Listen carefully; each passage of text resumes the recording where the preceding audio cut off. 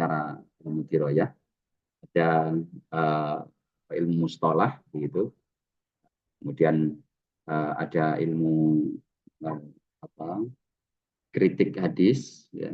Termasuk di antara ilmu mustalah itu ada ilmu apa namanya yang disebut dengan difa, ya, difa anis sunnah atau difa anil hadis, membela hadis, kira-kira begitu.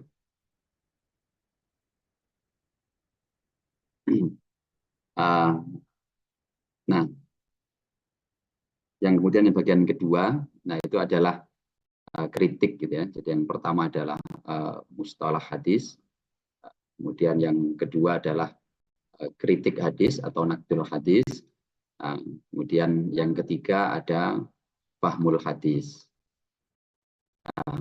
Nah, yang menarik di situ saya masih ingat dulu ketika masih di AMI untuk menjadi musyrif ya di Darussunnah, ya, terutama ketika ada pengembangan, ketika ada apa namanya pemilahan ya, kelas banin dan banat, nah, karena dulu sebelumnya tidak ada pemisahan ya, karena jumlah santrinya sangat sedikit waktu itu. Nah, tapi terus kemudian berkembang, nah akhirnya ada pemisahan, terus ada kelas-kelas yang seperti saat ini. Nah, ada kurikulum. Nah, akhirnya muncul di sana ada pembagian di situ naqdus sanad gitu ya, kritik sanad. Nah, kemudian ada naqdul matan. Ini tulisannya miring, tidak apa-apa. Baik. Nah, ini beliau melakukan satu kritik ya, atau agak keberatan, meskipun akhirnya ya gitu, terkait dengan pembagian kritik sanad dan kritik matan, yang akhirnya kami memahami dari situ ketika ditanya kitabnya apa, memang beliau kalau kayak gitu pakai kitabnya Syekh Mustafa Al-Adzami, guru beliau yang manhajun apa namanya apa itu naqdul hadis itu ya, manhajun nakat indal muhaddisin atau manhajun nakat itu nas'atu wa tatawurbu itu. Nah, itu intinya yang tentang kritik hadis itu. Nah, yang kalau kita baca ternyata itu tidak bicara secara teknis terkait dengan kritik matan, tapi memang beberapa topik di dalamnya ada yang bisa kita masukkan dalam kritik matan, seperti mu'arodoh. Ya, seperti di sana ada topik tentang mu'arodoh. Tapi ketika ada topik tentang adalatus sahabah, ketika ada topik tentang anak tarihi dan sebagainya, nah itu ternyata tidak secara spesifik beliau sedang mengangkat kritik matannya, tapi beliau ya Mustafa saat itu menawarkan pakai kitab ini gitu, kalau memang mau dikasih mata kuliah yang namanya Naqdul Matan. Kata beliau, ini untuk apa gitu, ada pemilahan Naqdus dan Naqdul Matan. Nah, ya saat itu kami sebagai mahasiswa yang baru gitu ya, yang tidak berani jawab gitu ya. Nah, akhirnya kami bisa paham belakangan itu ternyata beliau mengikuti polanya ulama mutaqaddimin. Jadi ulama-ulama mutaqaddimin itu memang tidak memisahkan antara kritik sanad dan kritik matan. Kritik sanad, kritik matan ya dilakukan satu kesatuan ya, sama Anda. Tidak kemudian kritik sanad dulu, kritik matan dulu gitu. Jadi kritik sanad itu ya otomatis kritik matan. Dan beliau tidak menggunakan istilah kritik sanad saat itu, dirasatul asanid, atau dirosah gitu saja, dirasatul hadis. Maka judul-judul skripsi di Darussunnah itu dari dulu kalau berkaitan dengan takhrij itu mesti takhrij wa dirosah gitu ya. Jadi tidak spesifik dirosah asanid atau dirosah matan atau dirosah apa itu, tapi dirosah. Jadi dirosahnya dirosah apa? Dirosah yang menyeluruh, baik itu dirosah ala sihhati sanadihi, ya, penelitian terhadap kesahihan sanadnya, atau dirasah ala sihhati mutunihi, ya, penelitian terhadap kesahihan matannya, atau dirasah ala ma'ani, ya, ala ma'anihi misalnya, ala maqasidihi dan sebagainya, atau penelitian terhadap makna atau pemahaman dari hadis-hadis itu. Nah, itu dirosah di sana, konsep dirosah yang dipakai oleh Kiai Mustafa saat itu adalah ya dirosah yang menyeluruh, yang tidak dipisah-pisah.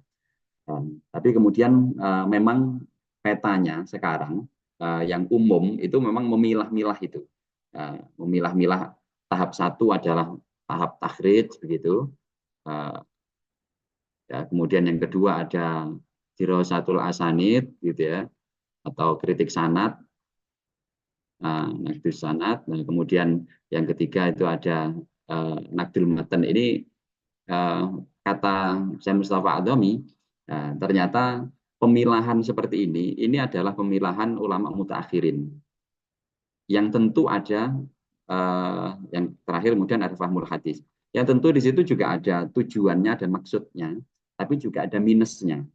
Nah, saya mencoba mencermati apa ya kira-kira bedanya dipilah-pilah sama tidak dipilah-pilah. Oh iya, ternyata ketika kita tidak pilah-pilah, ya langsung kita gabung, dirosah itu ya keseluruhan, ya takhrij, ya dirosah asanid, ya kritik matan, ya pemahaman hadis. Nah itu ternyata kalau tidak ahli banget, gitu ya, tidak menguasai betul, maka akan kelewat, akan banyak hal-hal yang miss, yang kelewat, gitu ya, yang seharusnya disorot, yang harusnya dikaji. Tapi kalau kita sebagai pemula, nah itu memang perlu untuk memilah-milah itu tahapannya, urutan-urutannya itu. Itu yang dilakukan oleh ulama mutakhirin. Tapi kelemahannya ketika dipilah-pilah, akhirnya ada belakangan itu orang yang saya hanya belajar atau hanya menguasai kritik sanad, kritik matan saya tidak begitu menguasai. Saya hanya bisa memahami hadis saja, hanya bisa memahami matannya saja, tapi saya tidak tahu sanadnya, tidak tahu bagaimana memverifikasi sanadnya. Nah, itu yang disebut oleh Asyuti. Orang seperti ini tidak bisa disebut sebagai muhaddis, tapi hanya bisa disebut sebagai faqih. Dia hanya tahu makna sebuah hadis, tapi dia tidak ngerti terkait dengan kesahihan hadisnya, kesahihan sanadnya, kesahihan matanya, dia tidak ngerti. Nah itu oleh Suyuti di Tadribur Rawi disebut sebagai seorang faqih, tapi bukan muhaddis. Nah, yang muhaddis itu harus satu kesatuan, harus keseluruhan. Makanya Kiai Mustafa dulu ketika belajar hadis tidak belajar fikih, ya, tidak belajar bagaimana memahami hadisnya juga, ya itu bisa berbahaya sekali. Kan dia sering mengutip ya pendapat para ulama, Imam Syafi'i itu ya, Adriban Nabil Jarid gitu ya, aku akan pukuli orang-orang itu dengan pelepah kurma atau dengan alat lain gitu ya yang sejenis. Ketika ada orang hanya belajar hadis tapi nggak mau belajar fikih, atau sebaliknya hanya belajar fikih saja tapi tidak mau belajar hadisnya yang secara utuh. Nah, akhirnya kita memahami itu duduk perkaranya, dan kelihatannya untuk kita yang pemula, ya, orang-orang seperti saya begini, memang lebih tepatnya adalah belajarnya ya dilakukan bertahap. Takhrij dulu, nah, kemudian kritik sanad, kemudian kritik matan, kemudian pemahaman hadis. Oke, tapi nanti insya Allah kalau tidak lupa dan kalau memungkinkan, kita coba melihat bagaimana misalnya para ulama dulu ketika menulis syarah hadis, mereka melakukan kritik matan dan juga mereka melakukan kritik sanad. Nah, di tengah-tengah mensyarah hadis itu memang tidak kelihatan, yang akhirnya oleh sebagian ilmuwan ya, seperti misalnya Jonathan Brown, seorang pengkaji hadis ya, Muslim dari Amerika ya. Nah itu ya, Ya kira-kira dia menyatakan bahwa kritik matan itu tidak ada apa tidak ada ukurannya di masa itu, di masa-masa awal, atau tidak ada metode yang baku gitu ya, ada metode yang baku ya, atau bahkan tidak ada gitu ya. Ada tidak kritik matan?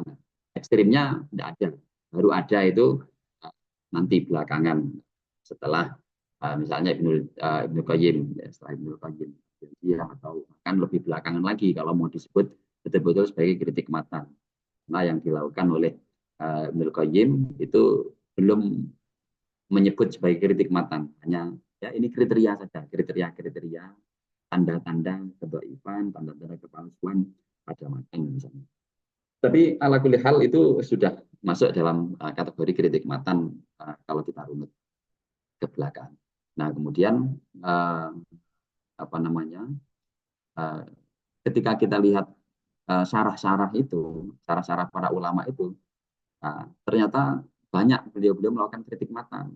Cuman memang tidak menampilkan metodenya gitu saja, tidak menampilkan metodenya, sehingga metodenya itu seperti apa. Nah, kita perlu merekonstruksi. Tapi secara garis besar sama metode yang beliau pakai akhirnya oleh para ulama belakangan disebut sebagai metode mu'arodoh atau muqaronah atau jam'ur riwayat atau yang sejenisnya, yang intinya adalah membandingkan satu riwayat dengan riwayat yang lain atau riwayat dengan dalil yang lain.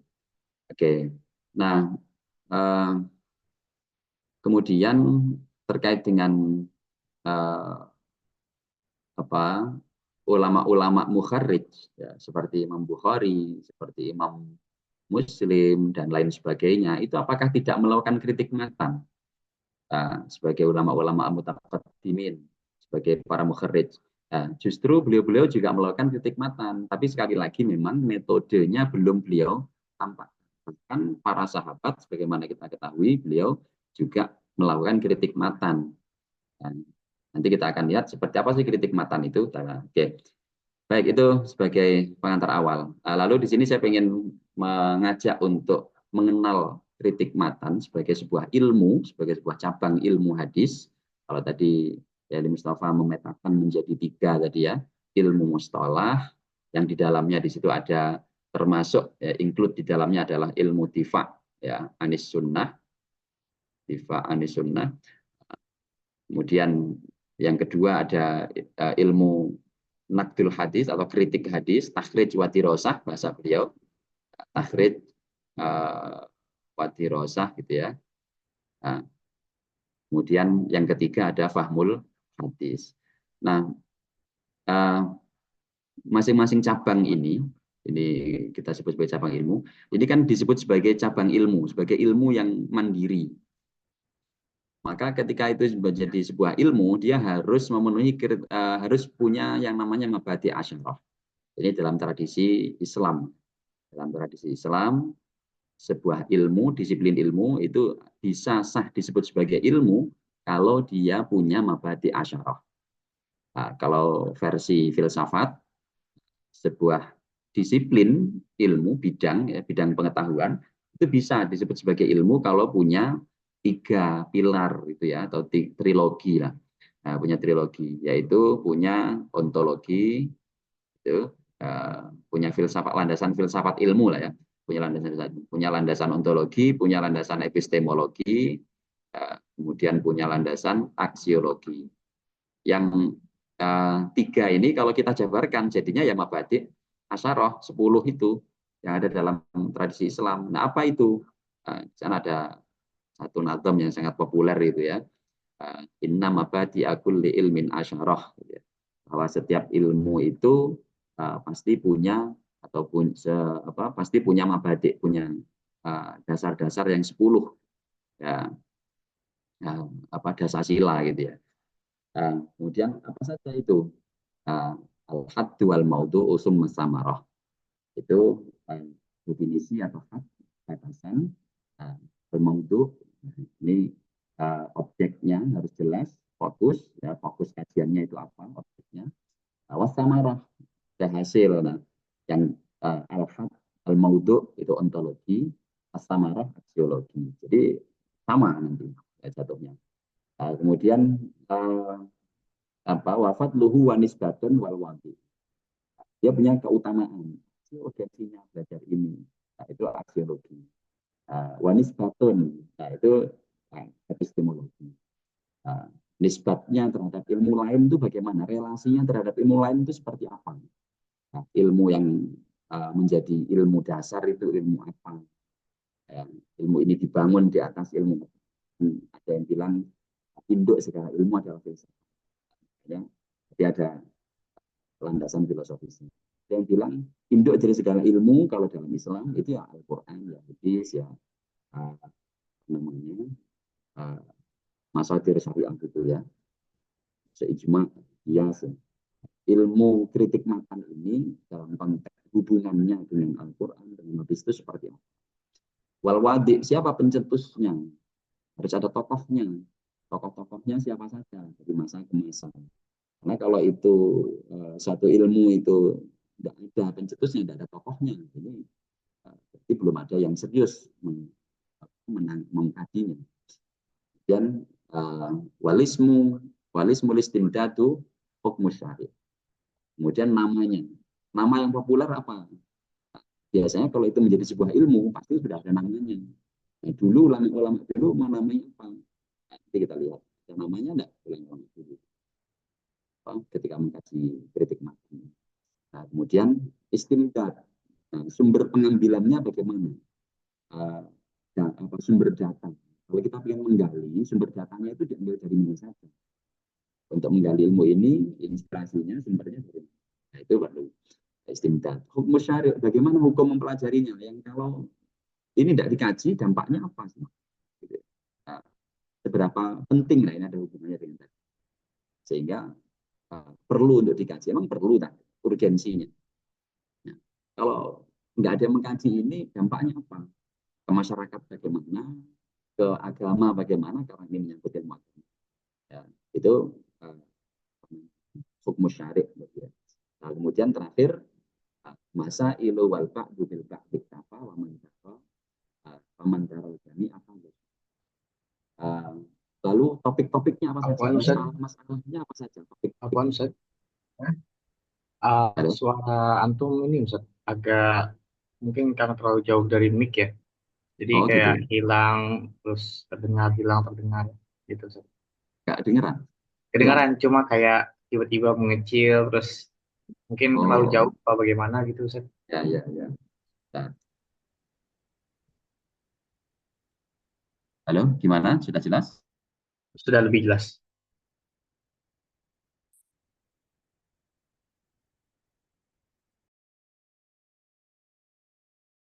Oke. Masa ilu wal ba'du sama-sama makin banyak. Nah, yang kalau kita ketahui semuanya, maka uh, Apaan Ustaz? dasar-dasarnya. Malah tambah hilang. Oke, dasar-dasarnya sudah tahu. Ini sehingga kita bisa bisa menguasai dengan mudah. Tinggal mengembangkan, tinggal Apaan Ustaz? mengembangkan masalah. Nah, itu. Baik. Nah, sekarang itu yang disebut mabadi asyarah.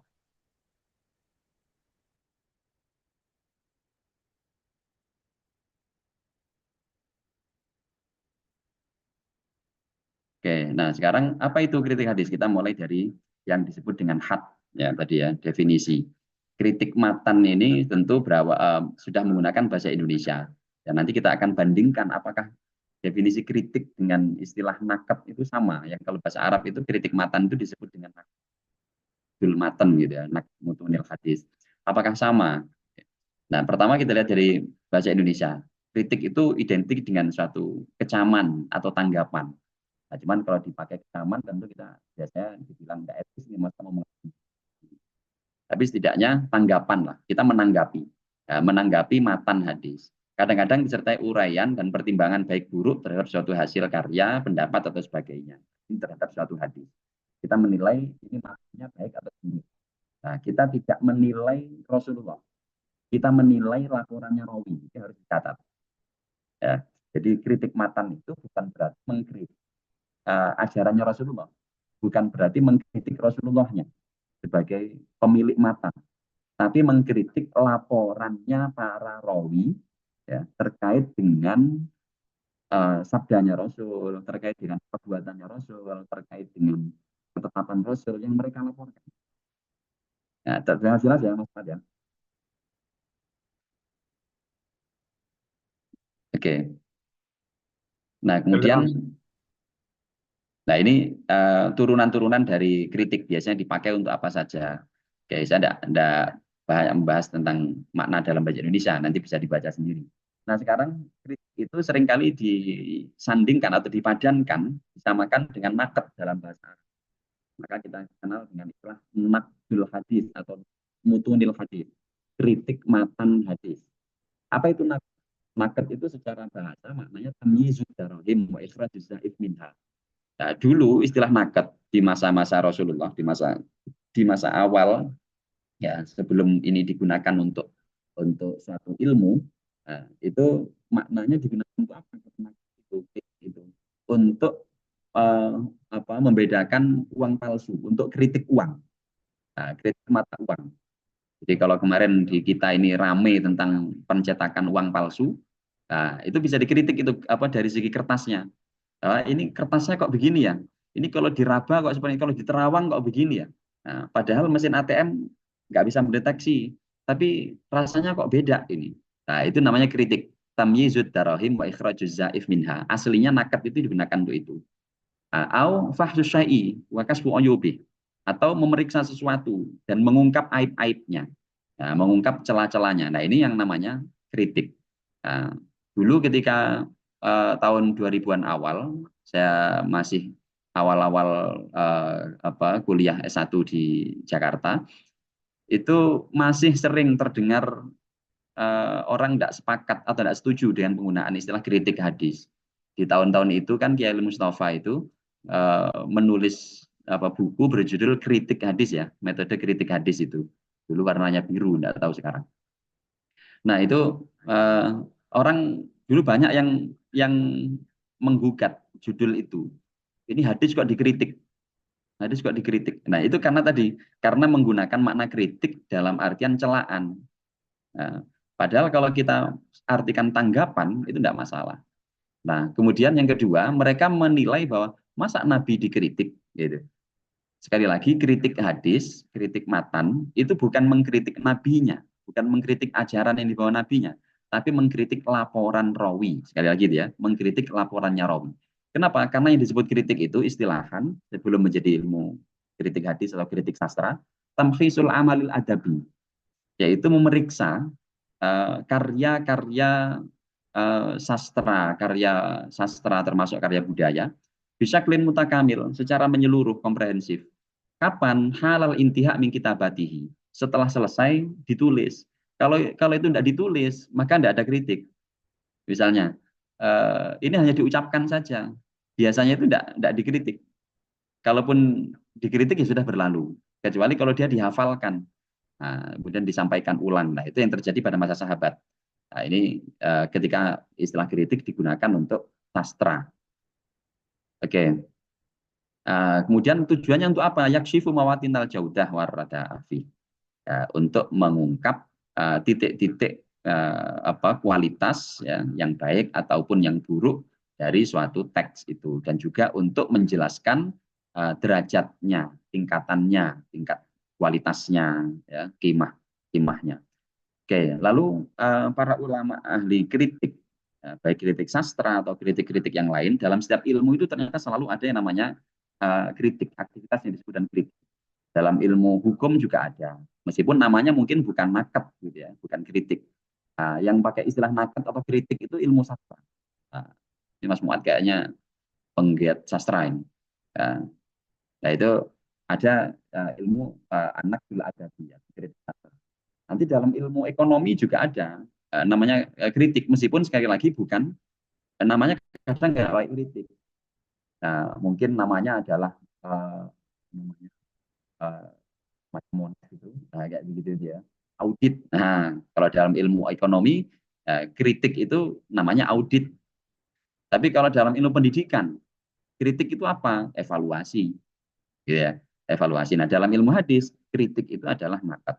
Apa istilah lain yang sering digunakan untuk nakat itu? Takhim, penilaian, evaluasi. Ya, itu yang ada di pendidikan biasanya. Kemudian rudud, tanggapan, penolakan, munazorot, ada ya peninjauan ulang lah, ya, diskusi, muhawarot, dialog, jidal atau jadal, ya, ada perdebatan, mubahasah, ya, semuanya tentu punya konteks sendiri-sendiri sesuai dengan penggunaannya. Nah, sekarang matan, apa itu matan? Matan itu umumnya didefinisikan mantaha ilaihi sanadul hadis, ya, yaitu eh, apa kalimat yang disebutkan setelah selesainya sanad, sanad setelah ujung sanad. Qala Rasulullah. Nah, nanti ada perlu kita bedakan. Apakah sabab urut itu termasuk matan atau bukan? Nah, kalau saya memilih untuk itu bukan matan. Sabab urut itu meskipun letaknya setelah ujung sanad, ya, biasanya sabab urut letaknya di ujung sanad, tapi dia bukan matan hadis, karena yang disebut matan itu nanti adalah sesuatu yang inti, ya, dari suatu teks itu. Nah, apa itu matan itu? Alfadun Nabi. Kalau itu hadisnya qauli berarti lafadznya Nabi. Kalau itu hadisnya fi'li berarti au af'alihi atau buatannya Nabi. Kalau itu berupa hadis takriri berarti keputusannya Nabi, takriratun Nabi. Kalau itu hadis wasfi berarti sifat-sifat Nabi yang disebutkan oleh para sahabat. Kalau itu sunnah hamiyah atau hadis yang hammi, ya berarti itu adalah hamnya Rasul, pemikiran Rasul, keinginan Rasul. Nah, sedangkan al-matan, nah itu adalah al-asl. Nah, fil asal apa masaluba minisai wakuya warta. Nah, jadi sesuatu yang yang tinggi, yang kuat, yang kokoh, yang inti, yang menonjol dari sebuah hadis. Nah, inti dari hadis itu ada di mana? Ada di matannya itu. Nah, makanya kemudian sabab urut itu bukan matan. Ya, meskipun dia letaknya di ujung sanad, setelah ujung sanad. Baik. Nah, jadi dari definisi tadi kita bisa melihat, ya, aktivitas kritik matan itu langkahnya apa saja nanti. Satu, melihat matan hadis itu sendiri dengan untuk melakukan identifikasi ada masalah apa saja. Setelah itu kita analisis baik dari segi bentuknya atau segi isinya, lalu kemudian kita menghukumi matan itu dan nanti di akhir ada evaluasi atau koreksi.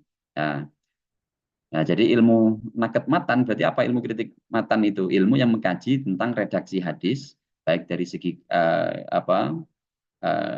kesesuaiannya dengan Al-Quran, Sunnah, logika, kaidah kebahasaan, sejarah, dan dasar-dasar agama Islam yang sudah baku dengan tujuan untuk memastikan kesahihannya. Nah, ini intinya di tujuan memastikan kesahihannya. Dan yang dikaji adalah ada dua, redaksi dan isi.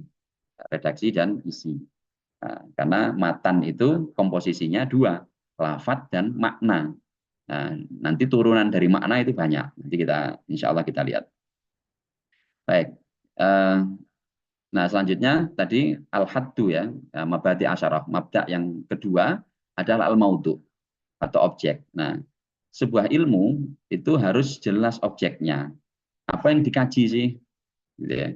Jangan sampai kita belajar suatu ilmu, kita tidak paham, tidak tahu objeknya itu apa, yang dikaji itu apa. Nah, kalau kita tidak tahu, pasti ilmu itu kita nggak akan paham. Kalau kita tidak ngerti objeknya, fokusnya, batasan fokusnya tadi, ya pasti yang kita tahu itu nggak jelas nantinya arahnya kemana, nah, fungsinya untuk apa gitu ya. Nah, objek kajiannya adalah matan hadis, jelas ya, dari segi namanya udah kelihatan. Yang dijadikan objek material ya adalah matan hadis.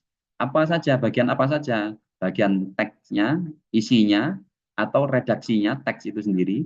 Nah, tapi dengan tujuan yang diungkap itu apanya, validitasnya. Nah, oke. Jadi objek ilmu itu selalu ada dua. Ya, ada objek material, ini yang kita otak-atik gitu ya. Ini yang mau kita bedah, ini yang mau kita eh, apa? Yang mau kita kaji itu apanya? Itu apa? Jadi objek material itu apa yang kita kaji, yang akan kita kaji. Nah, terus ini objek formal itu mau diapakan gitu atau apanya yang dikaji, mau mengungkap apa, mau diapakan, nah, ya, apanya atau mau diungkapkan apanya. Baik. Nah, objek material itu matannya. Nah, dari segi apanya? Dari segi lafadznya. Dari segi kalau itu berupa af'al, berarti perbuatannya, ketetapan Nabi, sifat Nabi, pemikiran Nabi. Nah, sebagian memperluas kritik matan itu sampai ke kritik sebabnya, berarti kritik konteksnya. Maka asbab wurud nanti juga kadang tidak terbebas dari kritik atau dia kena menjadi objek kritik matan juga kadang, meskipun sabab wurud itu bukan matan, tapi dia kadang menjadi sasaran kritik juga ketika memang dinilai fatal misalnya. Oke.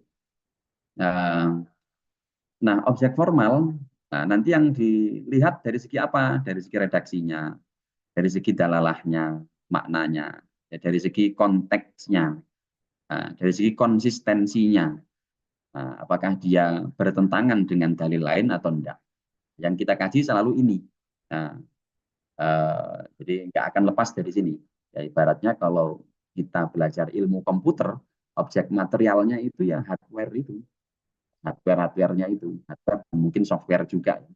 Nah, kemudian objek formalnya itu apa? Oh, saya mau belajar programmingnya, saya mau belajar bagaimana desainnya, saya mau belajar penggunaannya, saya mau belajar tentang perakitannya. Nah itu yang kita objek formal. Oh ini ada yang rusak, berarti mau diperbaiki, ya, mau memperbaikinya. Nah, objek formal dari kritik matan hadis itu untuk melihat apa? Tadi melihat ini validitasnya. Ini objek formalnya. Nah, kalau matannya, nah ini objek materialnya. Ya, validitas itu yang dilihat apa? Nanti ada catat, ada uh, tidak ada catat, terbebas dari catat atau tidak. Baik. Nah, kemudian okay. Nah, samarah yang ketiga, mabda yang ketiga, samroh, yaitu hasilnya kritik matan itu apa nanti ujungnya kalau kita sudah melakukan kajian. Ya, yaitu tadi membedakan hadis sahih dari hadis yang lemah atau palsu, serta mengidentifikasi hadis-hadis yang disusupkan atau mengalami perubahan. Ya, sehingga sunnah Nabi tetap terjaga dari yang namanya distorsi. Nah, sekali lagi yang kita kritik itu adalah laporannya rawi, ya, bukan rasulnya. Nah, kenapa? Makanya kemudian yang kita gali nanti, ini sahih atau enggak, seperti yang disampaikan Rasul. Nah, kita kan enggak tahu bagaimana. Maka yang kita ukurannya nanti adalah koherensinya, kesesuaiannya dengan eh, hadis lain atau kesesuaian dengan Al-Quran atau dasar-dasar syariah yang sudah baku. Nah, maka yang dilakukan apa? Memastikan supaya matan-matan itu betul-betul murni dari Rasul, tidak ada penyusupan atau penyisipan ya, yang menyebabkan perubahan. Nah, perubahan itu bisa saja ada penambahan, ya, ziyadah, atau bisa saja berupa pengurangan, ya, nukson, atau bisa juga berupa memang perubahan ya keterbalikan misalnya al-qalb, atau bisa saja berupa ya kesalahan, tidak tambahan, tidak pengurangan, tapi kesalahan misalnya seperti typo gitu ya, atau mushaf, muharraf. Nah, ya.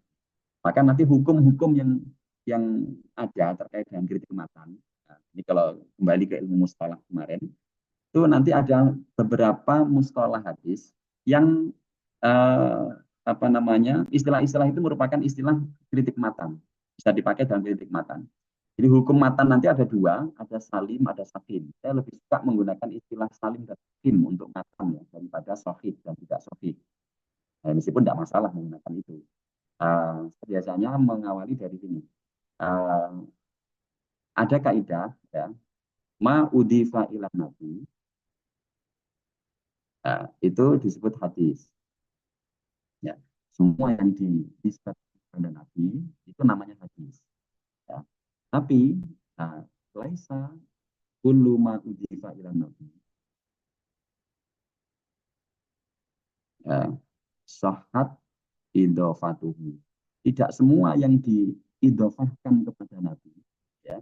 Tidak semua yang diidhofahkan kepada Nabi itu sahih idhofahnya. Maka di sini muncul ilmu kritik sanad. Nah, di sini muncul ilmu mustalah hadis. Nah, kemudian kalau sanadnya sudah sahih, apa sudah cukup? Nah, kalau kajiannya seperti ulama mutaqaddimin, sudah cukup. Tapi kalau kajiannya seperti ulama mutaakhirin, sanad saja cukup. Nah, itu yang dinyatakan oleh para ulama mutaakhirin ya sering kali. Nah, kemudian laisa kullu ma sahhat idhofatuhu. Nah, salima lafzuhu. Nah, saya menggunakan istilah salima. Ya. Tidak semua yang sahih sanadnya. Berarti ini sahih sanad. Tidak semua yang sahih sanadnya itu matannya selamat. Selamat dari apa ini? Dari penyakit-penyakit ini. Apa penyakitnya? Satu penyakit musahhaf, stif, ya, tahrif, ada salah tulis, ada salah baca, gitu ya. Atau penyakit kaleb, maklub, keterbalikan, ada penyakit idraj, ya, penyisipan tadi, penyusupan. Gitu. Ini bukan Nabi, tapi kok nyampur di situ, tidak ada pemisahnya. Nah itu mudraj. Atau ada ziyadah, ya, ada tambahan penjelasan, tapi nyusup di dalam hadis itu. Ada ya kesalahan, kesalahan biasa ini biasa karena lupa, misalnya, lewat gitu ya. Waham, ya. Ada mukhalafah.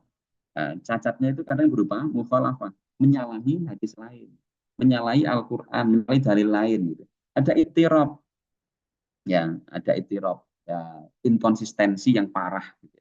Ada muskil, ya, kok sulit banget dipahami. Padahal Rasulullah itu mudah dipahami.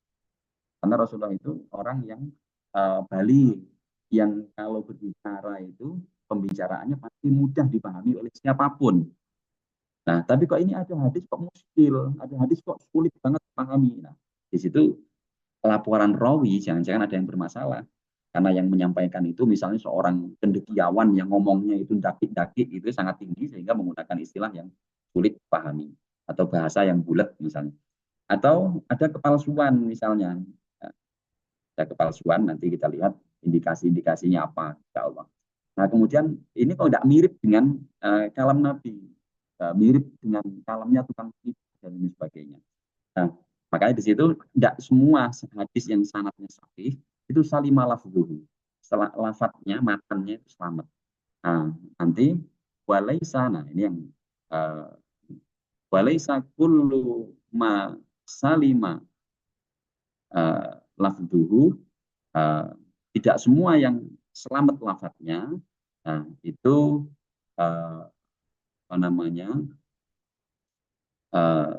sahal amalubihi. Nah, di sini perlu ada pemahaman ilmu fahmul hadis. Nah, tidak semua yang matanya sahih itu bisa diamalkan karena ada hadis yang ghairu ma'mulin. Nah, maka perlu ilmu fahmul hadis, ilmu pemahaman hadis. Kita sudah diperoleh kemarin. Nah, ini dari segi semroh. Kenapa kita melakukan kritik? Nah, kemudian urgensinya, apa urgensinya kita belajar kritik matan? Ya, bahwa kritik matan punya kedudukan sangat mulia karena berkaitan dengan ini penjagaan atau perlindungan terhadap hadis Nabi. Ya, berkaitan dengan ini, menjaga sabda Nabi terkait dengan pemurnian hadis dari unsur-unsur yang tidak otentik. Nah, jadi ilmu ini sudah jelas keutamaannya. Lalu dari segi dasar syariatnya, apa sih urgensinya, pentingnya belajar kritik matan? Sama karena kita ada perintah, ini beberapa cuplikan ayat dan hadis saja ya, tidak semua. Kalau dicantumkan semua tidak cukup. Yang pertama ada perintah, kita diperintahkan kepada Rasul itu melalui apa kita ini hari ini kita taat kepada Rasul, kita tidak pernah lihat Rasul melalui hadis. Yang dari situ kita bisa tahu sunnah Rasul itu seperti apa. Nah, hadis ini kalau tidak sahih, bagaimana bisa ketahuan sunnahnya? Ya, bagaimana bisa ketahuan? Sedangkan hadis ini kalau misalnya ini 100 dari Rasul, ini sudah campur tangan, berarti itu tidak bisa disebut sebagai sunnah.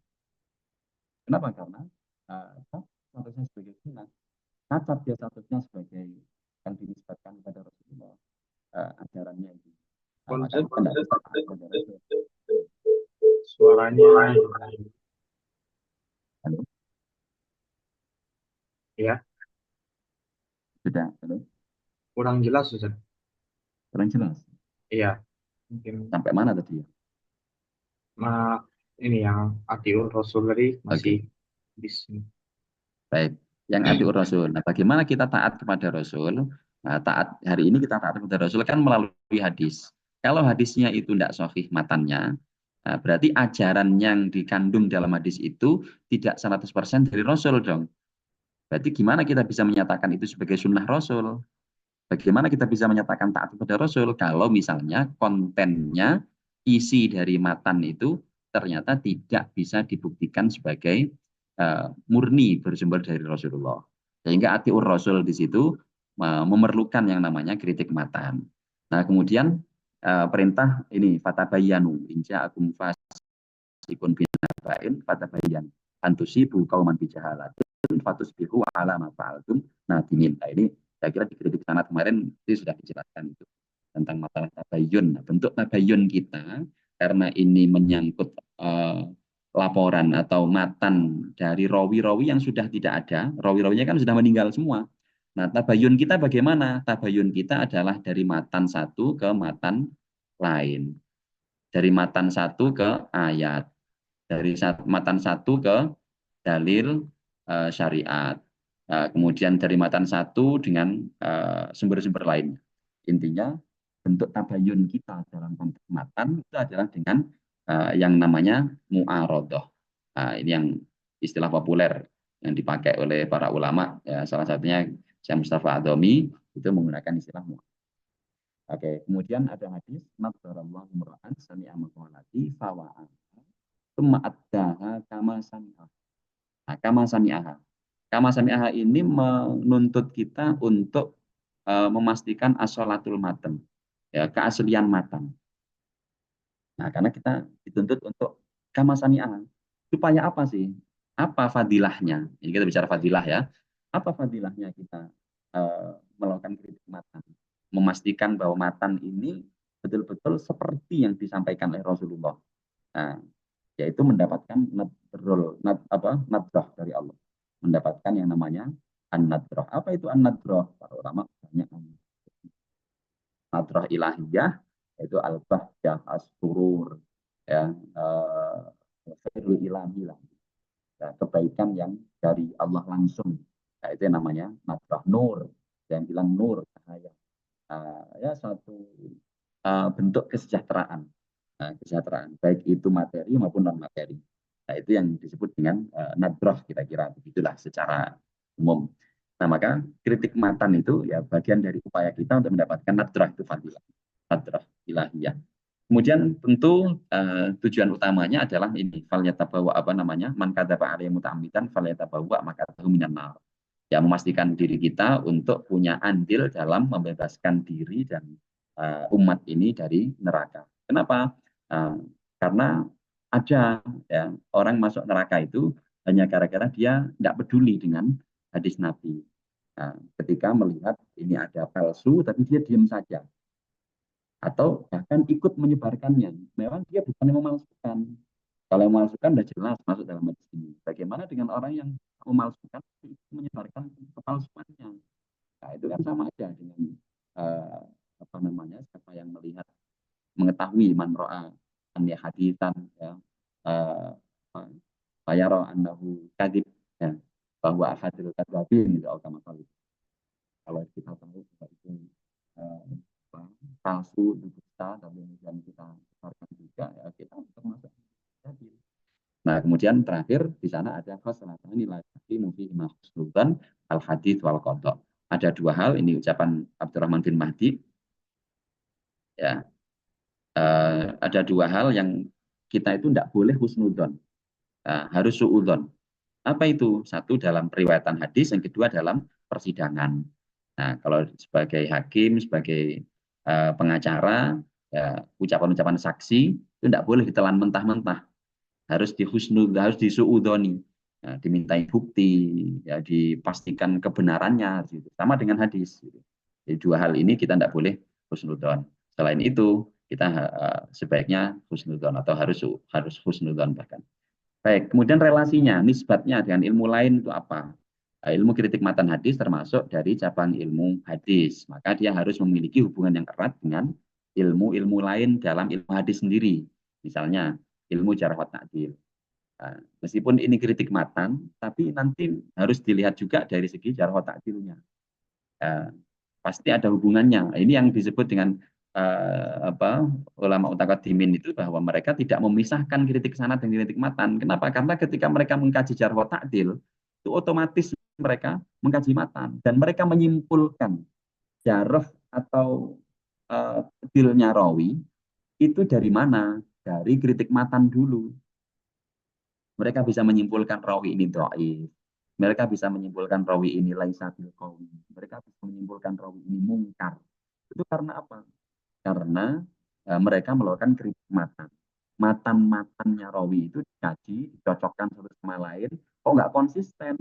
Kok beda dengan rawi-rawi lain? Kok beda dengan orang-orang yang lebih kuat? Oh, berarti orang ini mungkar ini. Oh, berarti orang ini dhaif ini. Nah, gitu. Oh, kenapa kok bisa dia disebut soduk yahim? Dia itu orang yang jujur banget, tapi ya sering kedapatan melakukan kesalahan, yahim gitu ya. Nah, taunya dari mana kalau dia melakukan kesalahan? Kritik mata. Nah, karena dia ketika membandingkan matanya orang ini yang sangat jujur ini, ya dibandingkan dengan matanya orang lain, ternyata dia sering melakukan kekeliruan. Nah, maka kemudian kritik ya, sejarah yaitu sebagai rawi yang meskipun jujur banget, tapi sering kedapatan melakukan kekeliruan. Nah, jadi kritik perawi atau ilmu jarh wa ta'dil itu dihasilkan dari kritik matan. Nah, dan ilmu ilal hadis. Nah, dulu ulama-ulama hadis itu memang nggak menyebut kritik matan, tapi menyebutnya dengan ilmu ilal. Itu banyak di sana mengkaji tentang kritik matan. Melalui apa? Melalui perbandingan tadi. Yaitu kajian terhadap cacat yang tersembunyi dalam hadis, baik sanad maupun matannya. Nah, tapi yang khusus dalam konteks ini fokusnya pada isi ya, karena kita sedang bicara matan hadis. Kemudian ilmu ikhtilaful hadis. Nah, itu juga bagian dari kritik matan di masa. Kenapa? Karena tadi kritik matan itu tidak hanya seputar penolakan, tapi juga penerimaan. Jadi kalau intinya kita menerima matan hadis itu kritik. Misalnya ikhtilaful hadis. Dalam ikhtilaful hadis itu kita kadang melakukan yang namanya jam'u taufik. Berarti kita menerima kedua hadis itu. Dalam ikhtilaful hadis kita kadang mentarjih salah satunya, menasakh salah satunya. Nah, cuman ini ikhtilaf hadis, kemudian ilmu kritik yang dikembangkan oleh ulama usul fikih. Ya, meskipun ulama hadis juga konsen banget di bidang ini, tapi yang mengembangkan lebih banyak nanti adalah ulama usul fikih. Karena ini menyangkut apa? Menyangkut makna. Karena yang dikaji menyangkut makna dan menyangkut hukum. Makanya kemudian ulama usul fikih banyak mengambil porsi dari ilmu ikhtilaful hadis. Kemudian ada ilmu muskilul hadis. Ya, ilmu untuk mengurai kemuskilan-kemuskilan, hal-hal yang rumit, yang sulit diterima akal kayak begitu dalam hadis. Ini ilmu makna, ini ulama usul fikih juga banyak mengkaji di situ. Ada ilmu usul fikih, ilmu dalalat. Nah, ya, dalam ilmu usul fikih kita mengenal ilmu dalalat. Di sana ada kategorisasi wadihud dalalah dan ghairu wadihud dalalah. Atau khafiyud dalalah. Ini maknanya wadih, jelas banget. Yang ini enggak jelas. Kenapa? Karena masih mutlak, karena masih am, karena masih mujmal. Nah, nggak ada qayyid, nggak ada mukhassis, nggak ada mufassil, nggak ada tafsirnya ya. Nah, sehingga maknanya atau mustarok, punya multi makna, makna ganda, atau punya makna yang mirip dengan makna yang lain. Nah, itu semua adalah Atau makna ini punya banyak kemungkinan makna, fihi ihtimalat, punya kemungkinan banyak makna, sehingga harus ditakwil, harus. Nah, itu semua yang menjadi dikembangkan oleh ulama usul fikih dari segi dalalah. Itu juga kritik matan. Nah, makanya nanti kita lihat di Fathul Bari misalnya. Ibnu Hajar itu sering mengkritik matan hadis Bukhari, ya. Itu gara-gara apa? Gara-gara dalalahnya. Matan ini ya lebih apa? Tidak lebih baik daripada matan yang satu. Matan yang satu lebih sahih, lebih karena apa? Karena tidak menimbulkan ihtimalat. Nah, itu kritik yang dikembangkan oleh usul fikih, tapi apa dulu ulama hadis itu konsen banget di situ, atau ulama usul fikih mengambil porsi itu dari ulama hadis. Nah, ini relasinya dengan ilmu lainnya. Dengan ilmu gharibul hadis jelas ilmu-ilmu yang bicara tentang bahasa-bahasa yang asing ya, yang asing di telinga para ahli hadis. Nah, itu biasanya bahasanya rawi, nah, sesuai dengan daerah masing-masing. Nah, ini riwayat bil makna masuk ke situ, atau sudah menggunakan istilah-istilah baru yang ada pada rawi itu, sehingga ilmu kritik matan itu nanti erat kaitannya dengan ilmu-ilmu ini secara langsung. Secara tidak langsungnya banyak nanti kaitannya dengan ilmu syariah, ya, penjagaan ilmu fikih, ilmu akidah, itu juga pasti ada hubungannya. Pencetusnya siapa? Perumus dan tokoh-tokohnya. Nah, pencetusnya tentu para sahabat. Yang paling populer Sayyidah Aisyah. Imam Azharqasi menulis buku Al-Ijabah lima istadrakat Bu Aisyah, uh, sahabat, gitu ya. Jawaban-jawaban yang ditemukan Ibu Aisyah, ya, atau kritik-kritik yang ditemukan Ibu Aisyah atas riwayat-riwayat yang disampaikan oleh para sahabat. Nah, di situ Sayyidah Aisyah sudah melakukan kritik matan. Nanti kita akan lihat contohnya insya Allah. Ya, satu saja. Di sana betapa kritik matan itu sudah metodenya sudah jelas di masa Ibu Aisyah dalam Riwayat Bukhari nanti. Dasar-dasar ilmu ini telah dirumuskan oleh para ulama, ya, seperti Imam Syafi'i. Dia mempunyai salahnya itu banyak melakukan itu juga banyak ilmu kritik matan. Ya, dalam Ar-Risalah, pun itu belakangan disebut ilmu usul fikih, tapi itu induk segala ilmu, bukan hanya usul fikih saja. Ya, ilmu hadis di situ juga induknya. Nah, maka kalau itu ilmu apa itu? Ya, sebenarnya lebih tepat juga ilmu hadis. Gitu ya. Nah, oke, di sana beliau apa namanya memasukkan tentunya satu cabang namanya hadis makbul dan hadis mardud. Kriterianya apa saja? Beliau bicara tentang hadis mursal dan sebagainya. Itu sudah ada kritik matan. Lalu beliau juga menampilkan di sana ilmu ikhtilaful hadis. Beliau punya buku ilmu ikhtilaful hadis. Ikhtilaful hadis. Nah, itu adalah bagian dari kritik matan yang ditawarkan oleh Imam Syafi'i. Imam Ad-Darqutni, Imam Ibnu Salah, Imam Ibnu Hajar Al-Asqalani, Ibnu Qayyim al-Jauziyah dalam Al-Manarul Munisnya dan lain-lain. Nah, ini semuanya punya peran yang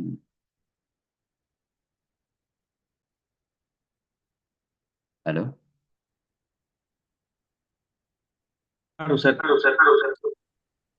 Uh, terputus tadi. uh, apa timbul hilang sudah mungkin. Oke. Wah, ini solusinya gimana nih? Mungkin nanti saya ganti HP mungkin ya ke HP nanti. Uh, baik, kita lanjut dulu. Tapi sekarang udah jelas. Sekarang sudah Ustaz. Nah, manhajnya ulama mutaqaddimin tadi ya saya bilang tidak pernah memisahkan antara kegiatan kritik matan dari kritik sanad dan syarah atau fahmul hadis. Mereka jadikan satu. Mensyarah itu ya kritik matan sekaligus. Hanya ulama mutakhirin lah yang kemudian memilah-milah itu dan memisahkan antara satu sama lainnya. Jadi perkembangannya secara singkat. Nah, sekarang kita lihat bagaimana metodenya para sahabat. Sebagai contoh di sini Ibu Aisyah. Ini dari riwayat Imam Bukhari. Ya, saya ambil dari Imam Bukhari sebentar.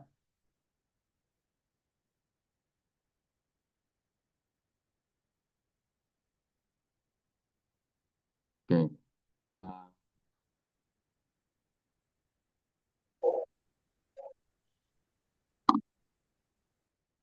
Kalau sekarang lebih jelas enggak? Jelas Ustaz. Oke. Nah, kita lihat di sini ada riwayat Imam Bukhari. Ya.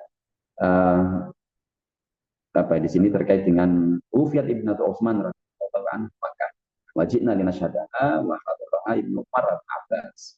Suatu ketika putrinya Sayyidina Utsman meninggal di Mekah dan kami ya bertakziah Ibnu Abi Mulaikah. Di situ ada Ibnu Umar, Ibnu Abbas ya dan lain-lain tentunya. Dan saya duduk di antara keduanya. Kata Ibnu Abi Mulaikah. Saya duduk di antara Ibnu Abbas dan Ibnu Umar. Salah satu hadihima, aku mencoba mendekat ke salah satu dari Ibnu Abbas atau Ibnu Umar. Kemudian datang lagi orang ya, Abdullah bin Umar, li Amr bin Utsman. Alatun hamil kaki. Kok nangis ya? Bukannya dilarang gitu. Kan Rasulullah pernah bersabda, innal mayyita la yu'adzabu bi ya. Ibnu Umar ya, kemudian bilang ke siapa Amr bin Utsman, kok pada nangis? Padahal Rasulullah pernah bersabda, mayit itu nanti akan disiksa ya, secara dohir, dibuka alih-alih karena ditangisi oleh keluarganya. Mendengar itu Ibnu Abbas ya, mengkritik. Qad kana Umar yaqulu ba'da dzalik. Kok sama dengan yang disampaikan Umar? Kemudian yang intinya dari situ diklarifikasi setelah itu ya. Saya itu diklarifikasi kepada Ibu Aisyah. Ini kalau Ibnu Abbas. Ini riwayat Imam Bukhari. Soalnya, falamma mata Umar, dzakartu dzalika li Aisyah. Faqalat rahimallahu. Nah, tadi setelah diklarifikasi ke Sayyidina Umar, ternyata benar kata Sayyidina Umar punya riwayat yang sama dengan perannya Ibnu Umar. Innal mayyita la yu'adzabu ka'i'al ali. Ini.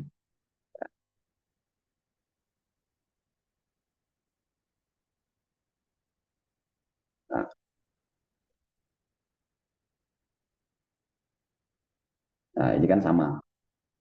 Nah, kemudian setelah diklarifikasi ke Ibu Aisyah mengkritik.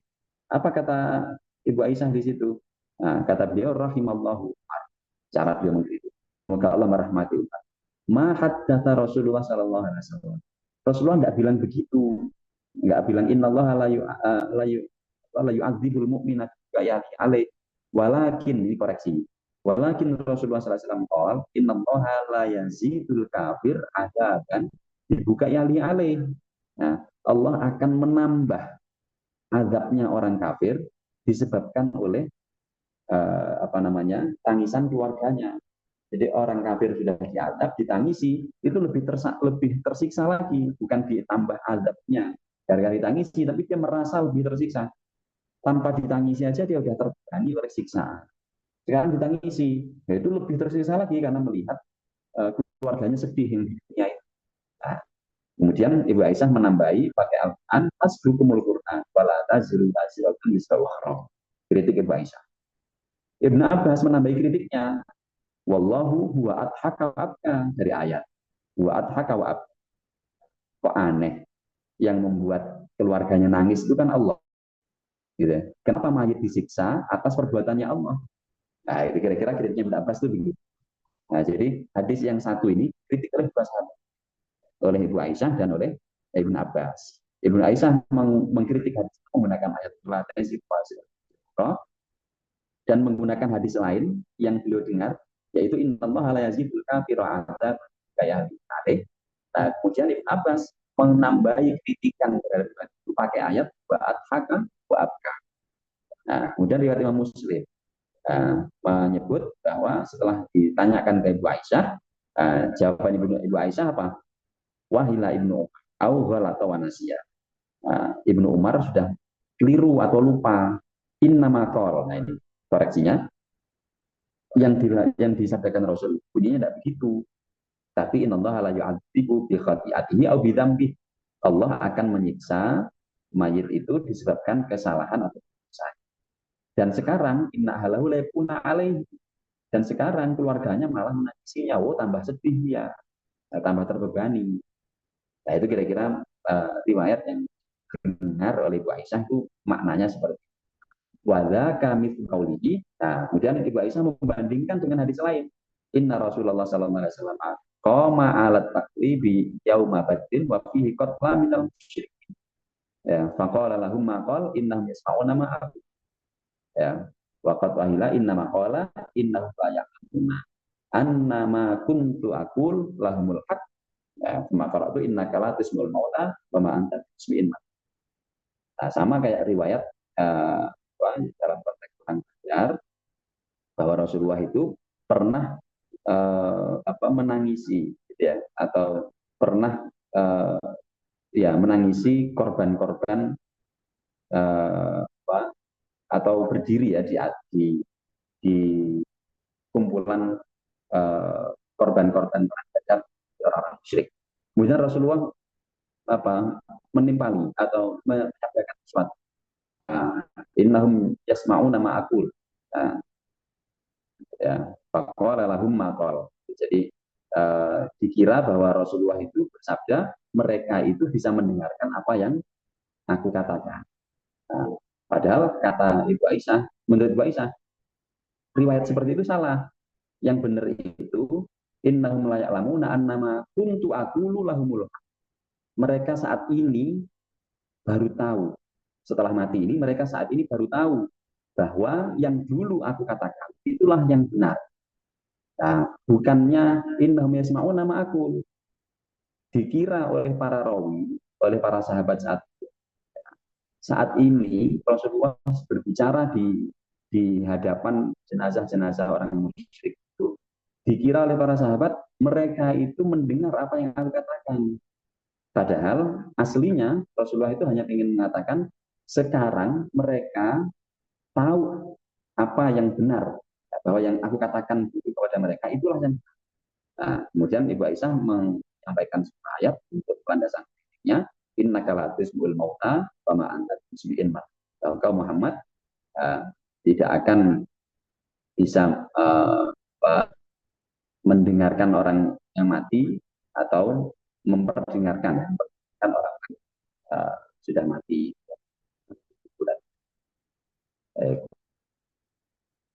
Nah, ini ringkasannya ada di hadis tadi, dan kalau kita